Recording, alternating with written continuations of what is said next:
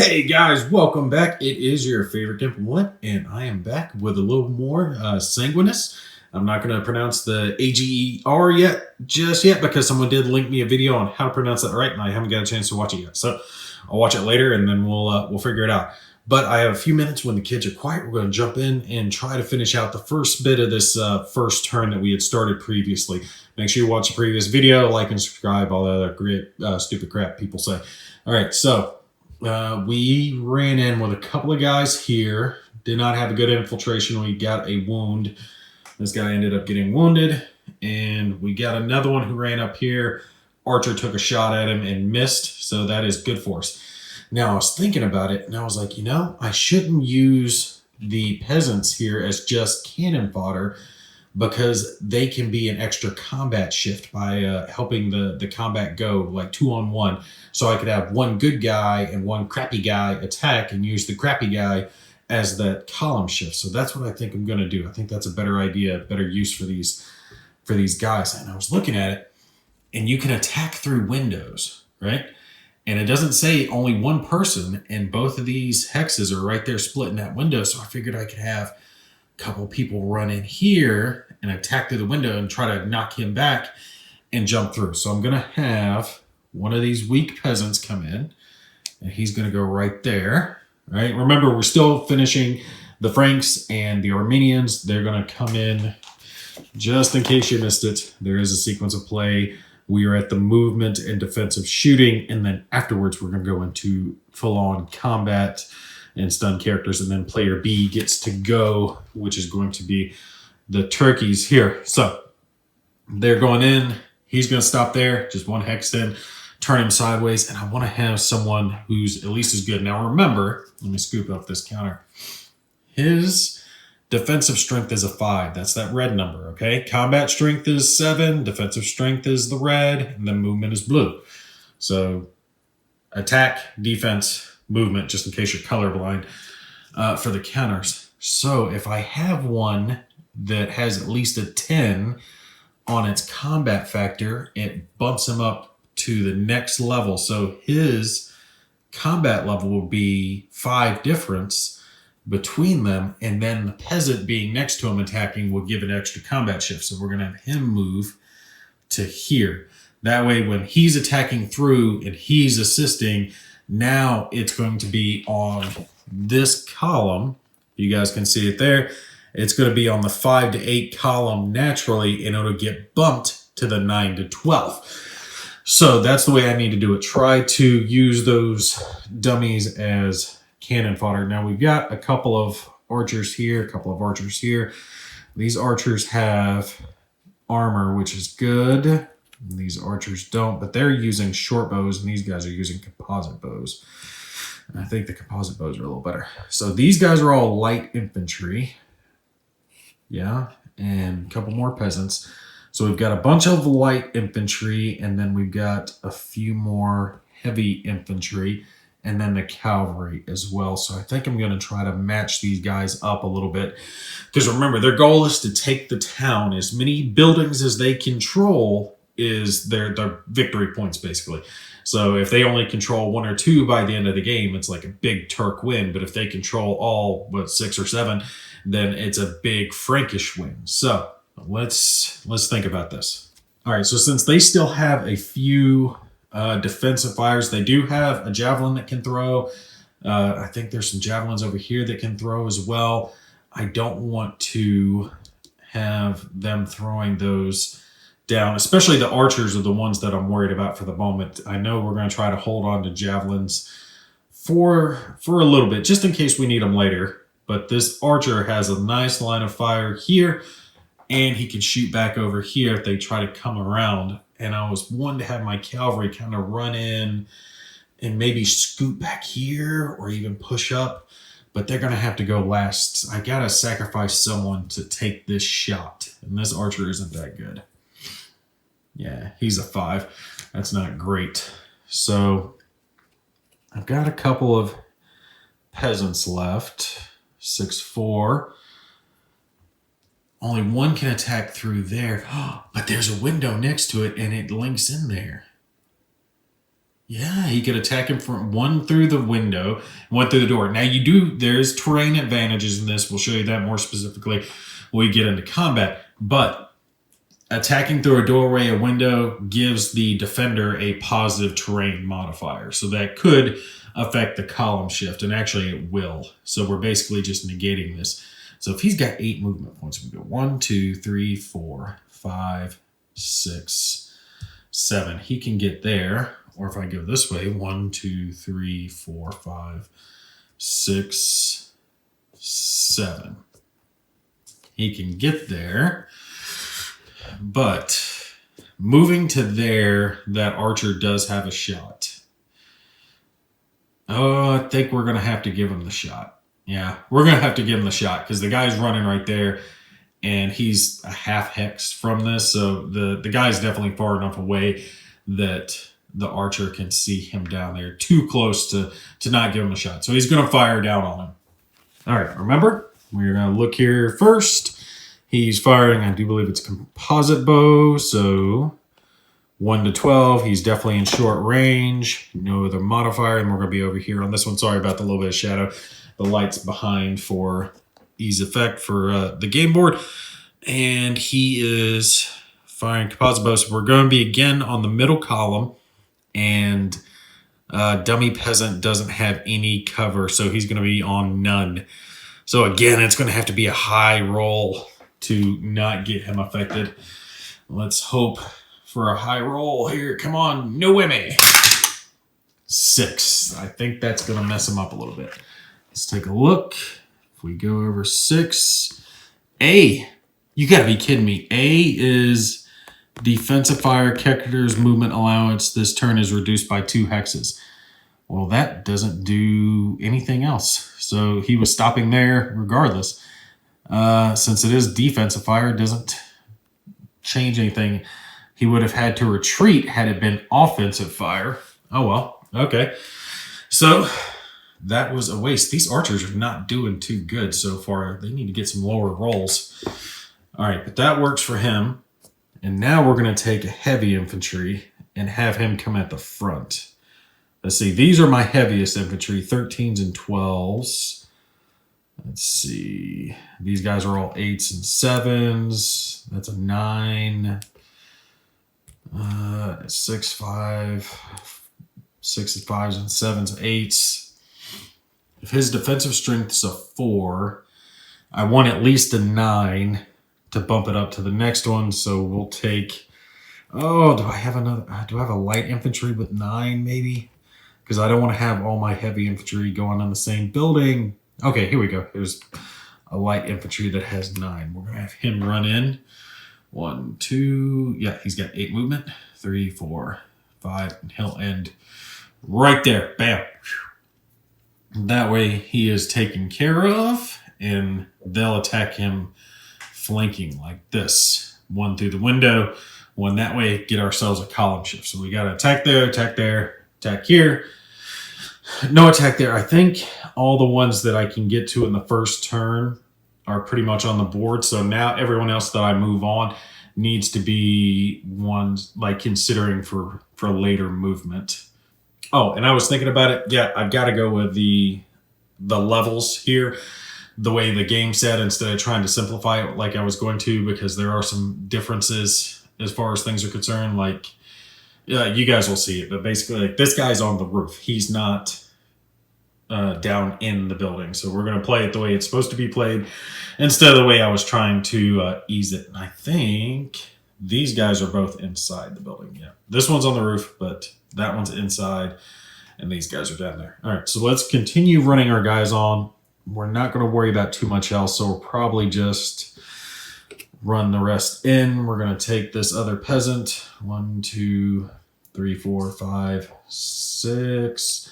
We're going to let him end there, and we'll see if these 3 peasants can take this building, maybe. Yeah, because I'm going to send the rest after the harder buildings. Ooh, and there's a door here. There's a door. Yay, door. So I could have a guy come running over here, come in, and he could pop up through that hatch to attack this archer. That's a good idea. Okay. Yeah. Let's grab another They're infantry over here. 1, 2, 3, 4, 5, 6, 7. I don't think that's terrain. Is that well on here? I know that grindy thing in the center, that costs 2 movement points to move through. Yep, here it is, the well, but it's only that hex, I believe. No, I think that's going to be, yeah, we're going to do that for all of it. Yeah. Okay, so his movement's actually going to end here instead. That would be his last movement point because this is going to cost 2 to move through. So this will be 2, 2, and 2 right there. And this is also 2 for infantry to move through. But it is defensive, so that helps. So nice. I like how they have this on the terrain effects chart as well, just to let you know. All right, so we can run the rest of our infantry on. I need to put some guys towards this building, and we probably need to get a beachhead, which we're kind of doing here, right? We're trying to take some of these buildings. And let's see, there's 3 guys here. We want to take out the archer. We definitely want to take out both of these archers. I'm going to put my archers... Let's see. I'd like to get an archer up here maybe to fire down, but no. I just don't think my archers are going to be able to do much. I think maybe hold my archers back and then move them forward later on to maybe shoot offensively at their cavalry when their cavalry comes in. That'll probably be an idea. But archers can shoot at people through windows or doorways. So let's get the rest of these guys moved on very quickly here. I might just do this real quick off camera to save us a little time. Okay, so I got all those moved on except for the cavalry. We're going to race them on real quick. I'm trying still to decide. Let's see, where's Jocelyn? That's the leader of this little attack. So 30 attack, 28, 23, 22. They're all 12 movement. So they can get the farthest, but I really don't want the cavalry getting messed up. See, if they came down this way, I might be able to get around back. Let's see if we go... Oh, and that's 2 for cavalry to get through there. Oh, yeah, cavalry moving through these fronds is 2 movement points. So 1, 2, 3, 4, 5, 6, 7, 8, 9, 10, 11, 12. Go to there. Racing around behind, maybe. Yeah, because I want to have one coming around. And let's see where else we're going to go. Because the cavalry's got to get in a better position. Or maybe I even hold them back. And I had them charge in later. I think that's a better bet. We're going to have the cavalry do that. We're just going to move them on kind of easy like so they can conduct some charges where they need to be later on. I think that's a better bet. So the cavalry's kind of moved onto the board. They got plenty of movement points. This way they can't get shot from here. They can't get shot from here. Archers are covered, but this archer has line of sight down on him, but these guys are going to be running in after him later on, so we're going to have to hope that not enough shooting goes on at it. But I do have a couple archers here and a couple archers over here, so maybe one of my archers can shoot back up at him later and get rid of him. Okay, so now we're to combat. A lot of combat to take care of. None over here. We've got combat here, a combat here, and a combat here. Okay, well, not too much. Just 3. So since these guys are done with defensive shooting, let's put those back over there. Now, when one combat's done, I'm going to take and use my little beads just to signify that they have attacked. That way I remember for my own purposes, because it will get a lot more complicated when a lot more of the counters are on the board. All right, so we'll start here.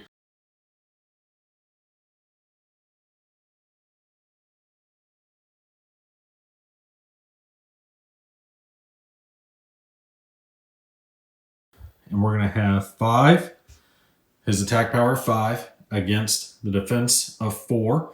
So that's a difference of 1 with a column shift coming from the wounded crappy peasant who got hit earlier. So when we're looking at this, he's with a difference of 1, that puts them at the 0 to 4 column. And then we bump 1, so we're at 5 to 8. This is what we're rolling on the combat odds table. And there is no terrain difference that's going to come into effect. Let me show you guys real quick in the rule book what that's talking about. Real quick here, it shows you the difference on attackers' terrain and defenders' terrain. So it's going to be 1 to 2 shifts on the odds table, just depending on if your terrain is negative, neutral, which is the 0, or positive. So just something to keep track of for our purposes, but in this one, they're all in the same terrain. So we are rolling on the 5 to 8. Let's see what we get here. Come on, let's do some damage. We got to take this building. 3. That's right, low numbers are good in this. Okay, 5 to 8, 3. So we scroll over, and that's a D. D is 1 defender stunned. Yay. Yay. Stunned him. The peasants actually did their jobs. Go figure. Look at that. So bam. This means that he's not going to be able to attack on his turn. When you're stunned, you do not get back up until the end of your turn, right? So after side B goes, that's when the stun gets taken care of. So this is going to work great for us. All right, now these are a little bit different. We've got 2 attacks to take care of up here, this one and this one. We'll start with this one over here. And we're having the 10 versus 5, right? Because we want the higher attack strength to do it. So that gives us a difference of 5 with a column shift because we're having an extra person attack. But we're getting a negative column shift because he's considered in positive terrain and we're considered neutral terrain at this point. So it's 1 column shift left, 1 column shift right, which puts us right back at a difference of 5, which puts us at the 9 to 12 column. All right. Wait. No, 5 to 8 column. What the hell am I thinking? Whoops. I was thinking the extra shift he gets. So we're rolling on the same column. 5 to 8 difference in the combat difference. I wanted that extra combat shift, but it's a good thing we have the 2 guys attacking because otherwise we would have lost a column shift attacking through that window. All right, come on. Another low number. Give me a 1, baby. That's a 10. That's horrible. That's horrible. Oh, God, that's so bad. Okay, so 5 to 8. And I'm guessing, is that just a whiff? All right, because there's nothing listed. So does that mean nothing happens? Because it would have A listed if something happened. Okay, hold on. Let me look on this because this is throwing me off a little bit with nothing being there for the high number. It's just like nothing happens. Okay, couple things here. One, I couldn't find anything about the blanks. So you guys let me know if I'm reading this wrong, but I'm just going to treat that as a no effect because there's nothing listed down. It just says you've referenced the letter to tell you what happens. So I'm thinking it's just no effect. There was no effect in combat because nothing happened. I'm not entirely sure on that, but we're going to go with that until I find something out different as far as that's concerned. It's just throwing me off a little bit because there's dashes up here for the missile table. So for archers, and it's, shot misses, no effect, rolling high on those, but it doesn't say the same here. So I'm thinking no effect, but we're going to go with that. And also I was making a little bit of a goof right here on the attack.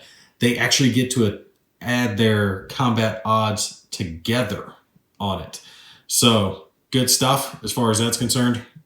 Wouldn't change our situation here. I'm not going to re-roll for these guys since we've already conducted this combat, but they get the shift and they get to add it together. So it'd be 10 plus 5 attacking them. So it'd be a difference of 10 on the thing. And then the combat odds shift, which would go back and forth. So actually looking on that, yeah, still wouldn't change anything on the die roll because we got a 10, which is still blank. So It's actually probably helping us that that's blank, because otherwise B, I think, is a character wounded, an attacker wounded or retreats or something like that. So we wouldn't want that to happen. But these guys have attacked. We got one more attack to do here. These two attacking in, one through the window, one through the doorway. They're coming on him, but we do know now we get to add that together, which is even better. So 6 plus 9 is 15. 15 minus his defense strength is 4. So difference of 11. We're getting a positive combat odds shift. He's getting a positive combat odds shift. So cancels each other out.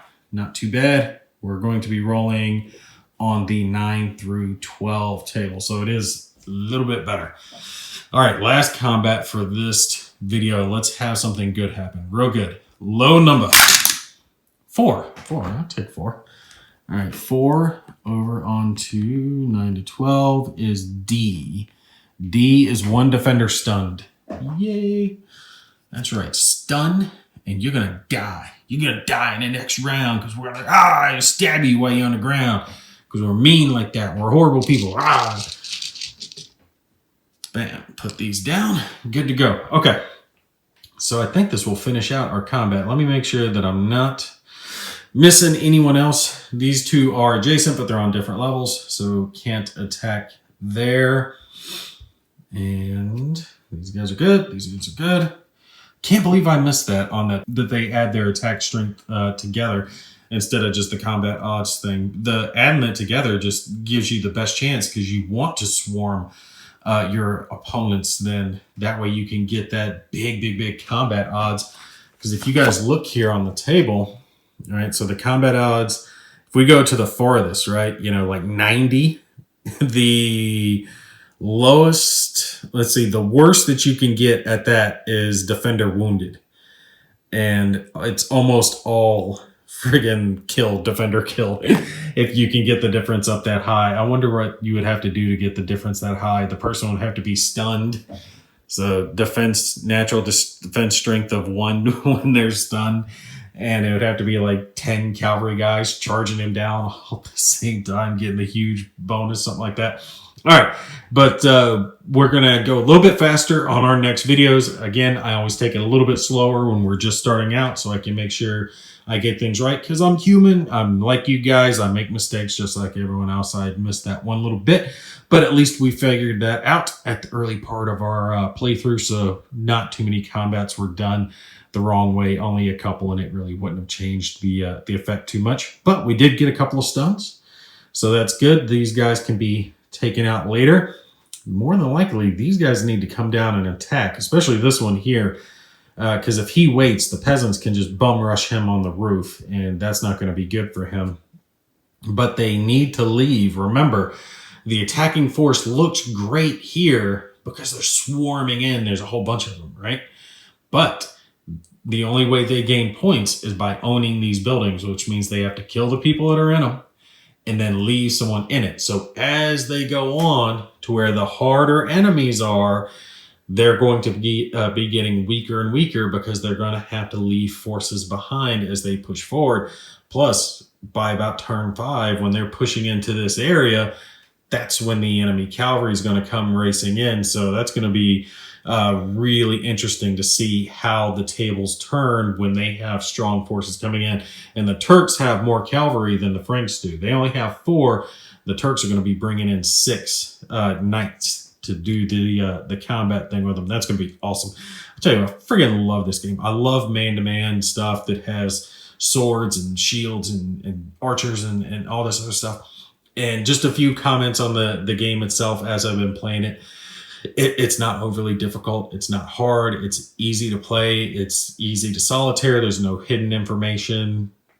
And it's pretty obvious to see what the best situation is. And if you've played games like this, the Hex Encounter two-handed before, you can play this two-handed. It's perfectly fine to do it that way.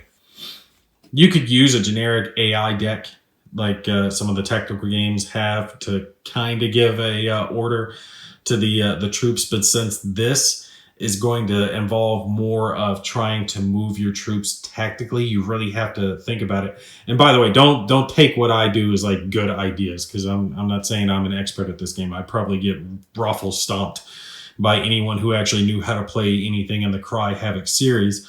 But you really do need to make those real tactical decisions, because you got to get in your opponent's face. You got to figure out, okay, where can I go that's going to give me the best terrain advantage, and I'm going to have numerical superiority. Maybe I can cut through him, split pieces of his force off, so I can chop him up with my forces and then take him on piecemeal, kind of like the Franks are doing here, because they're coming in one big wave, and they're able to hit these little buildings that only have a few Turks in them. So they're getting swarmed, but since they are in buildings, they are in like choke points like this, right? He can only be attacked in the stairway. They can't get to him unless they come in this way and come through the door and attack him from behind, which actually isn't a bad idea. On my next turn, force him to go forward, come around, get on his 6, have a couple others run up to the roof, stuff like that. But they're pinned in the building, but they do have defensive choices by standing here in the stairwell to make him come one at a time, or moving into the doorway itself to block him off, giving him still a terrain advantage. Lots of stuff like that they can do. Real cool stuff. I gotta say, I love the game. And especially, I mean, if you're looking for man-to-man hex encounter, this historical era gameplay, it's not like this is the best option. This is the only option. There's nothing else out there that I know of. I mean, if you guys know of anything else, let me know. But I'm not saying it's the best because it's the only option. I'm saying it's still a good game. There's a reason, and it's, by the way, 1981. I was wrong when I was saying 70s before. There's a reason this game series has been around since then and has a fan base that's kept it alive for that long, because there is a definite good game here that people do enjoy. Ooh, and I bet you this would be fun with minis too. If you had little minis, you could use in place and just like put them on top of the counters. That would look real awesome on the board. Oh, all right. Cool ideas we'll try later. All right, but you guys stay tuned. Like I said, we're going to speed up through the later on videos so it doesn't take too long as we're going back and forth on the turns. Y'all take care. I'll see you in the next one.